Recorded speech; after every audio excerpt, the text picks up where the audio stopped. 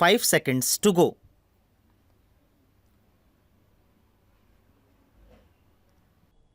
Madam, the bill which has been moved just now has been rightly described by the Prime Minister as a non-controversial bill and as a bill which is very useful in order to develop the atomic energy in our country. The bill provides for the regulation of radioactive and other prescribed substances which are to be used, which are being handled, which might be produced and which might be imported, so that there may not be any hazards which are incidental to the handling of such substances, and adequate rules are to be made regarding them. As far as these rule-making powers are concerned, Madam, there is one aspect of it which needs some consideration, namely as far as the production of these substances in the country itself is concerned. The establishments in which these substances are going to be produced are to be governed and controlled as far as the safety measures are concerned and as far as the factory acts are concerned by the central government. As far as this provision is concerned, it is desirable because these are not just ordinary factories, but these are factories that have to deal with certain substances for which special protection is necessary, and perhaps the Atomic Energy Commission is the right authority to determine what type of protection is necessary for that. At the same time, in the rule-making power which the central government has taken, precautions should be taken to see that the safety measures regarding other aspects of the matter as far as the work of the labor in these factories is concerned are also of the same standard, if not a better standard, as those provided for in the Factories Act elsewhere.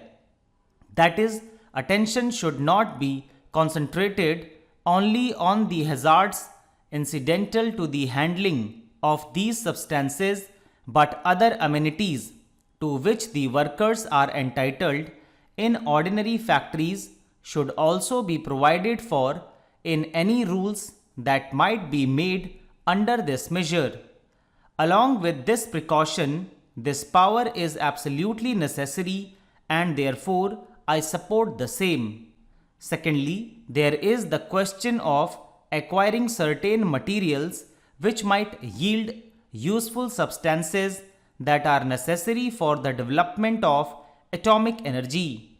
The idea perhaps is to get all these materials within the control of the Atomic Energy Commission, because these substances are very rare and they are to be conserved. This raises the question of research and the facilities for inquiry which might be available to an ordinary citizen who may not be fortunate enough to have some employment or admission into these atomic energy establishments. It is perhaps one of the conditions of modern life that any scientific research and inquiry involve dangerous implications, so that they are to be controlled and coordinated under the aegis of the government, and to that extent perhaps the freedom of inquiry might be affected. But at the same time, the history of scientific development has shown that all the worthwhile inquiries, or many of the worthwhile inquiries and inventions, have been made by people who are not easily amenable to any coordination or regulation of the type to which the government is normally accustomed, and therefore some scope has to be left for free inquiry by these geniuses in the community also. I do not know how that can be done, but perhaps one way of doing it will be to disseminate as much of scientific information as is possible in the community to the largest possible extent, so that at least as far as the paperwork is concerned, no one is handicapped. I am just a layman and I am not quite acquainted with the various types of developments that are going on regarding the issues connected with the development of atomic energy. But there seems to be some indication that any worthwhile jump that will now come in this particular field is likely to be on the theoretical plane, because as far as the practical aspects are concerned, we have reached a dead end and it is not possible to go beyond that. In view of this, it is all the more necessary that as far as the theory is concerned and as far as the basic material connected with this theory is concerned, it is disseminated to the largest possible extent in our community, so that our people may become conscious of the type of work that is going on and of the type of work that is needed in order to make further progress in this field and various other fields in this country. Thirdly, there is the question of acquiring certain mineral rights as far as these substances are concerned.